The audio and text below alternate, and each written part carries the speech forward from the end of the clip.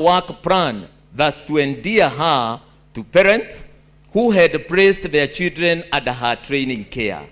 Training institutions back then were not known for discipline. Lizzie devised a clarion call for hard work, discipline, and excellence as core values to Temple College. She established a rapport with her students where she aspired to have a face-to-face engagement with them as many times as possible and inspiring them. At that time, Lizzie was a very young mother, scaling the heights in an era where it was fashionable to associate women with household chores, cooking, cleaning, and just being a wife. Lizzie was raring to go. In line with the then emerging market trends, Lizzie felt the urge to diversify other academic programs, IT, business, accountancy. By the very nature of business partnerships, decision-making at times take longer.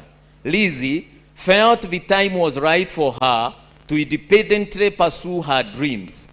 She had garnered adequate experience and exposure to navigate the academic sector. As the philosopher says, the future belongs to those who believe in the beauty of their dreams. Lizzie set up a small team of confidants led by James Mwangi of Equity Bank, then Equity Building Society, to brainstorm on the new venture which gave birth to Nairobi Institute of Business Studies. In her element of resilience and determination, Lizzie rented out a room in Pioneer House along Moi Avenue, which was to be the home of the new baby, Nairobi Institute of Business Studies. The space was small, and in overcoming this, upon realizing that the floor had a double volume, she looked for architects and engineers to introduce a floor within a floor in a bid to double up the space and address the spacing challenge. Within 2 years, NIBS had become a household name with an exponential growth in students' population, which led to a spillover to the corridors. She made makeshift classes along the corridors. The demand for training was huge, to the point that learners would opt to defer enrolling from an already full intake to the subsequent intakes, just to secure a slot as a student in Nairobi Institute of Business Studies. In 1998, after the attack on the US Embassy, which was adjacent to Cooperative Bank building along Helsilasi, tenants vacated to pave way for renovation. In 2003, renovations were complete, but the tenants were reluctant to take up the space. Lizzie, with her courage and business acumen, took up 2 floors and opened up an ultra-modern campus in the year 2004. The entire building was empty and students could roam around, moving from the top to the ground floor freely. The building had ample parking, which made it easy to attract both day and evening students. Corporates could sponsor their employees to undertake various professional courses at NIBS. In the year 2005, the space became small and Lizzie took over 4 floors in Agriculture House building along Harambee Avenue to start paramedical courses. These did not augur well with the regulatory bodies, that namely Pharmacy and Poisons Board and Kenya Medical Laboratory Technician and Technologist Boards. One morning in the year 2006, Lizzie woke up to find her business name as a headline in one of the local diaries, indicating that the college had been closed down, allegedly for non-compliance with medical regulatory bodies. This was a major setback that provoked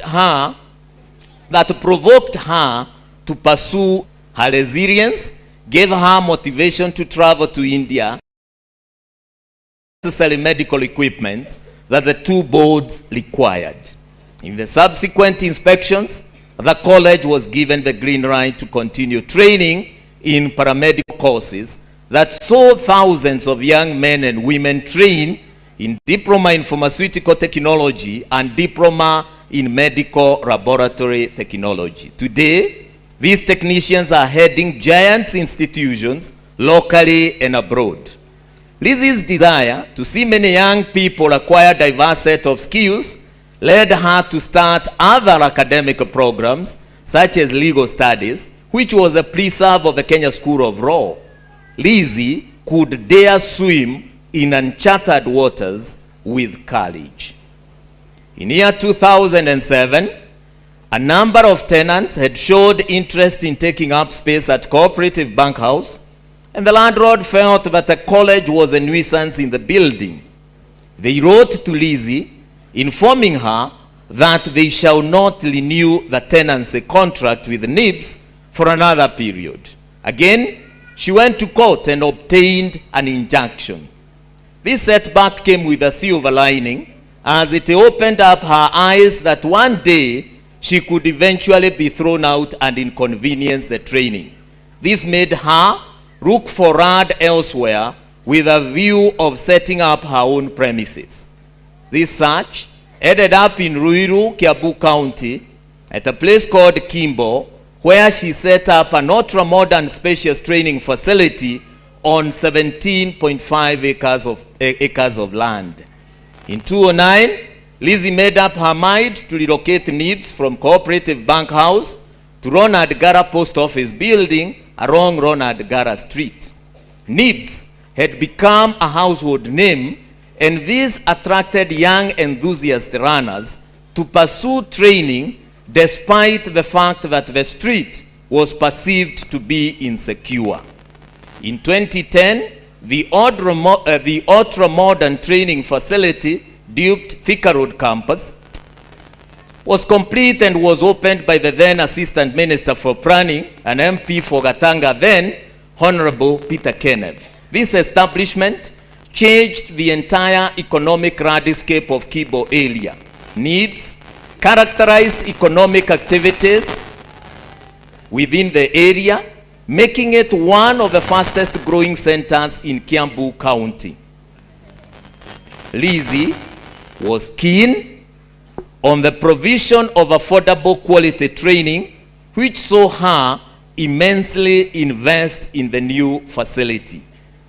Opening the campus came with a myriad of challenges, keeping in mind that the Thika Road superhighway was under construction. From NIBS, one could see Kirimabogo Hills, since no investor was interested in setting up any investment around the area, which was perceived to be non-viable and insecure.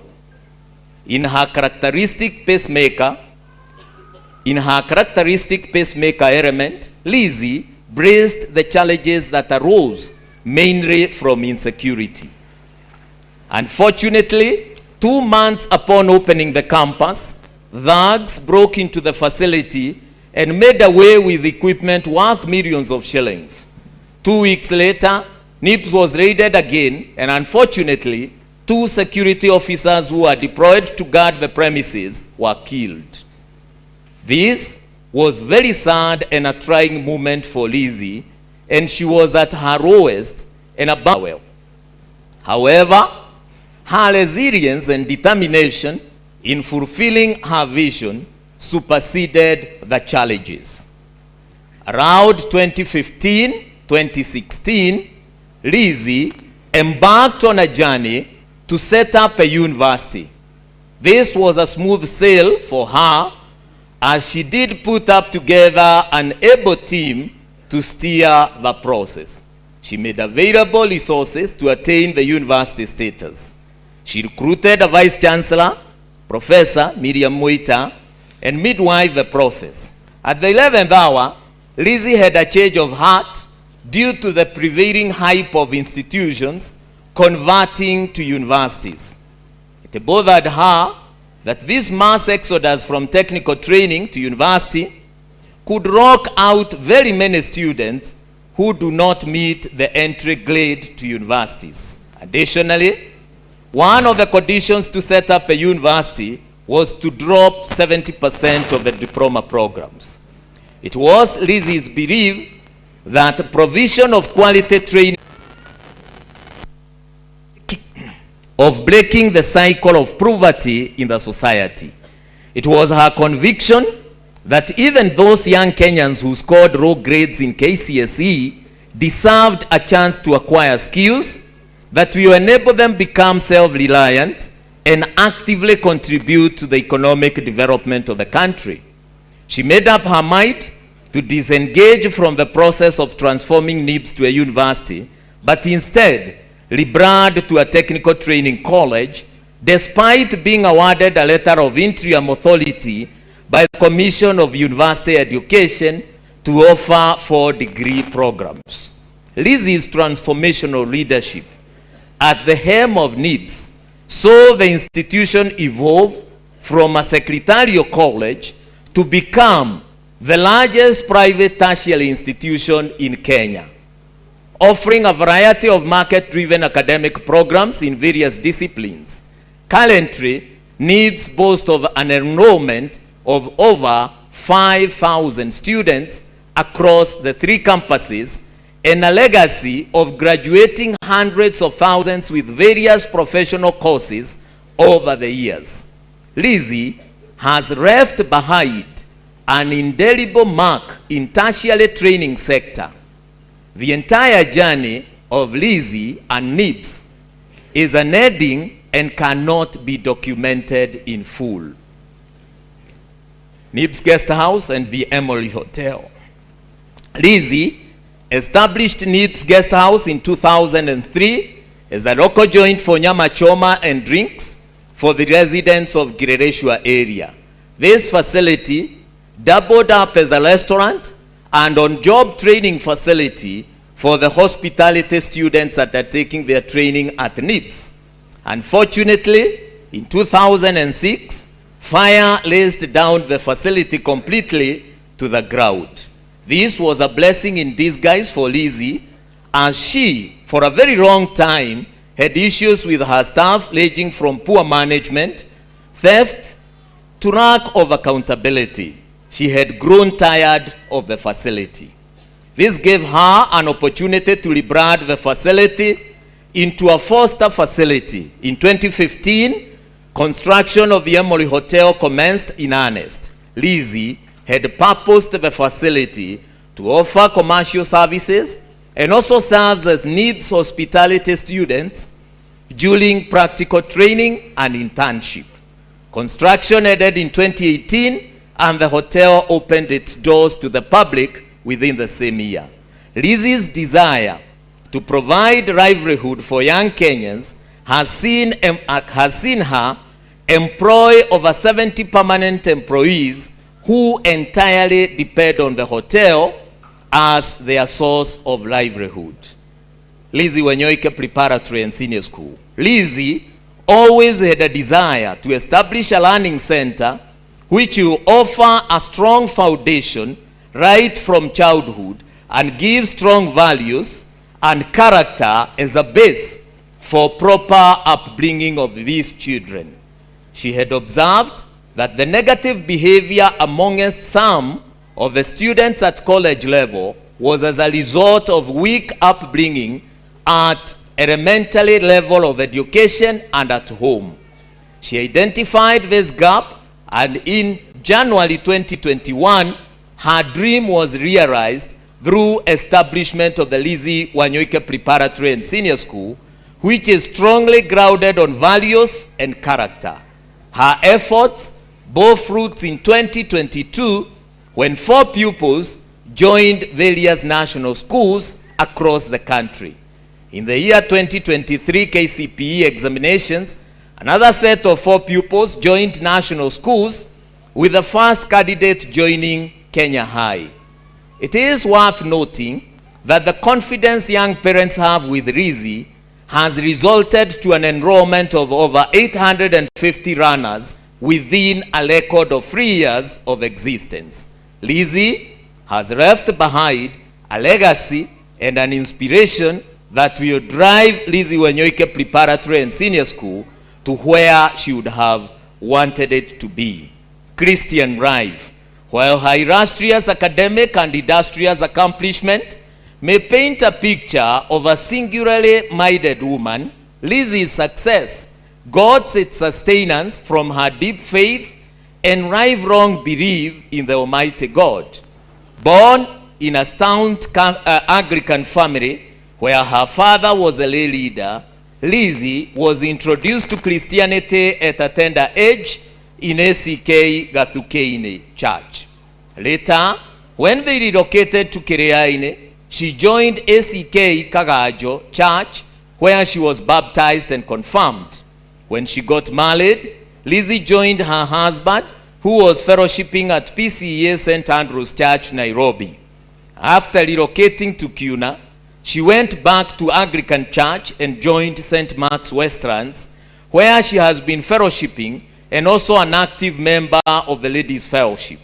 In 2022, she joined ACK St. Joseph's of Arimathea, Thome, which was closer to her residence.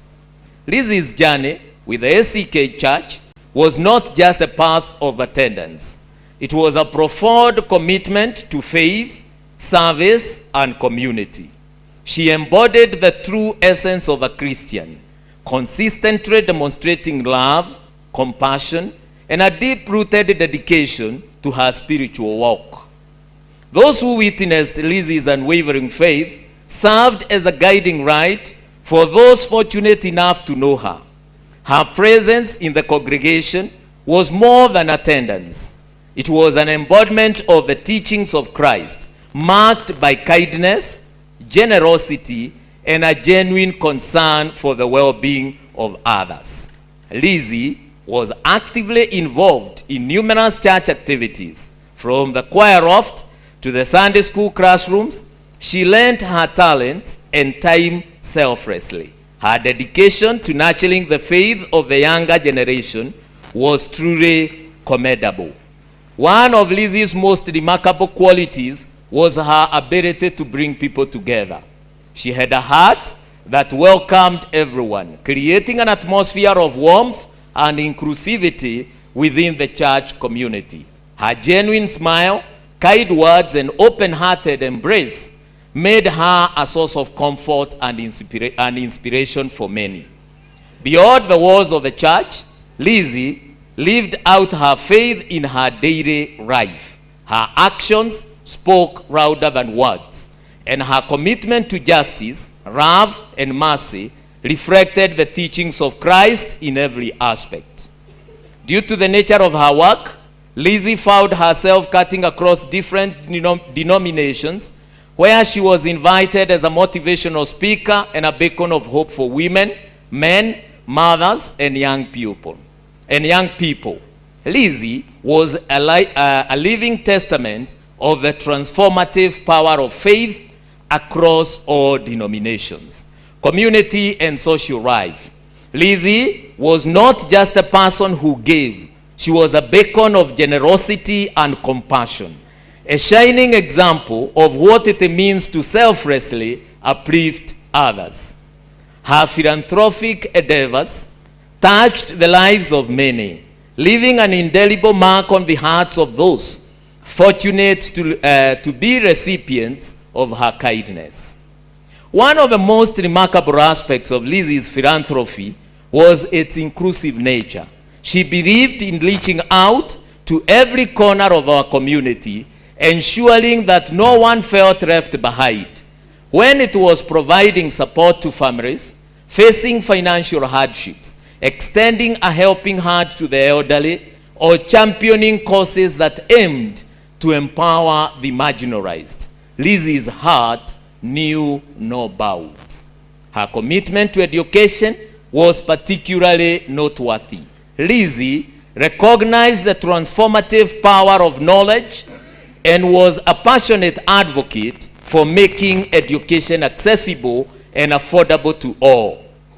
Countless students have benefited from her scholarship, each being a testament of her belief in the potential of young minds. The results of this initiative motivated her to write her first book entitled Empowering the Youth Through Training.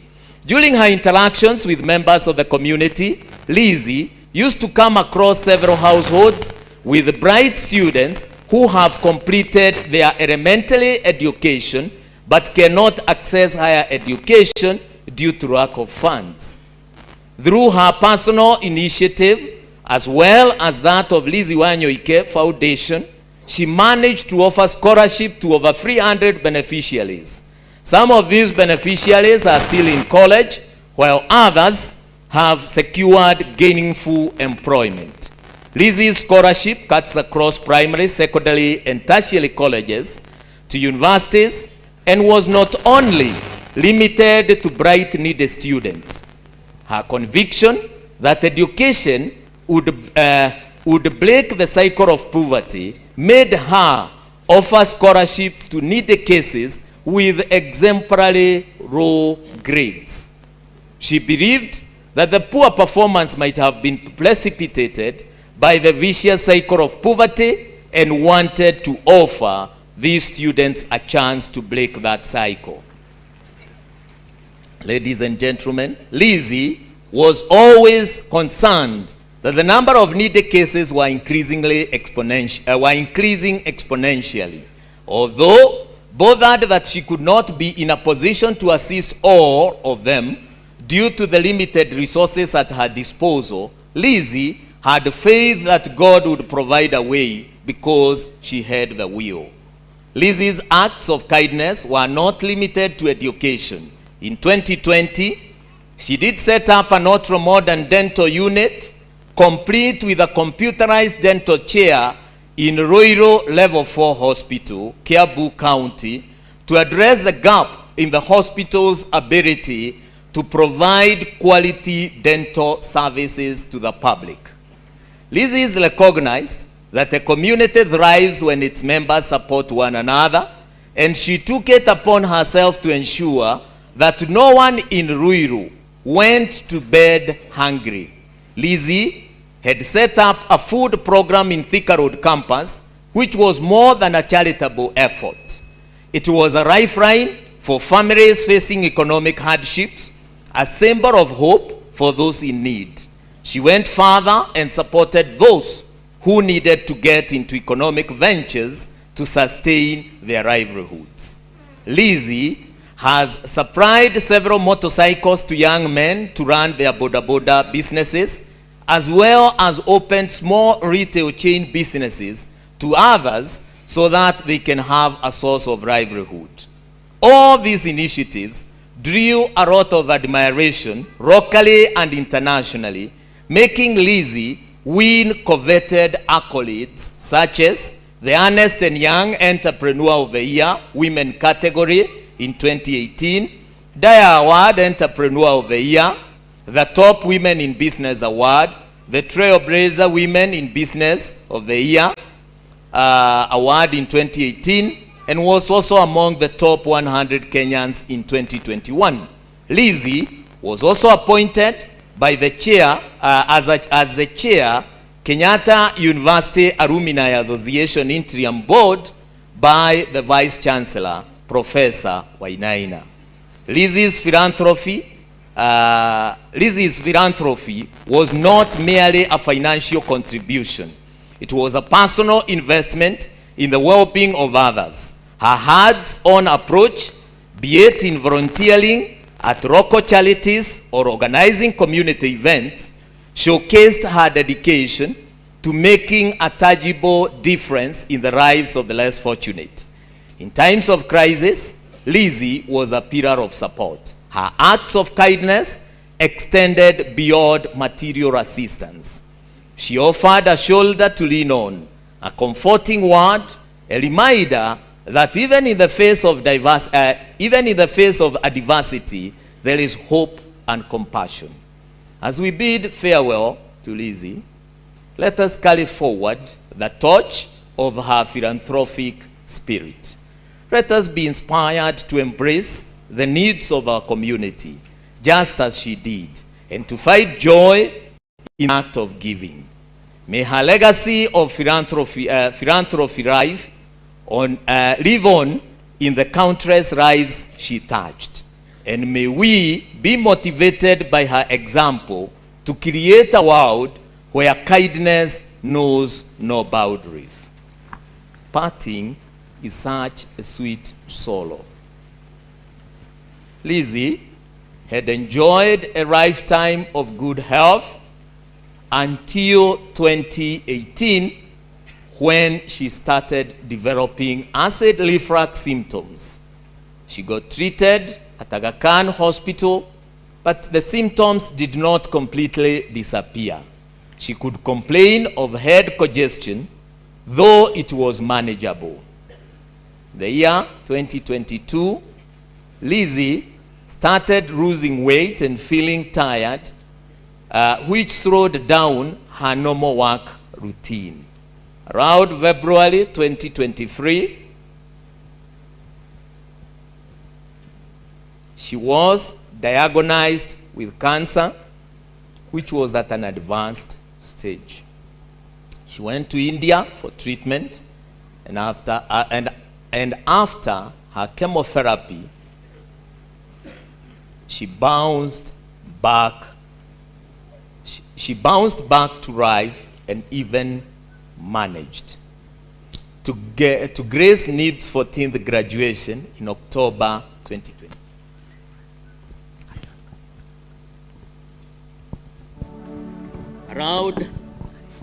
Around November, she started developing complications that saw her go back to the hospital. Early January 2024, she started vomiting and developed difficulties in walking and was admitted in Aga Khan Hospital. She was later discharged and went back home, where she was observed under nurse care from Aga Khan. On the fateful morning of Sunday 14th, the nurse called the family at home where she was recovering and informed them that Lizzie's organs were failing, and at around 12:30 noon, Lizzie took her last breath, surrounded by family members. As we celebrate the life of an exemplary lady whose humility would not have permitted her to see or refer to herself that way, we pay growing tribute to a life of love, service, and dedication to the less fortunate. Fare thee well, ma'am. Treasured Shosho, sweet sister, cherished auntie, beloved friend, and an honored colleague, you have been truly strong to serve. To God be the glory. Blessed assurance, Jesus is mine. Oh, what a fortress of glory divine, heir of salvation, purchase of God, born of His Spirit, washed in His blood. This is my story, this is my story.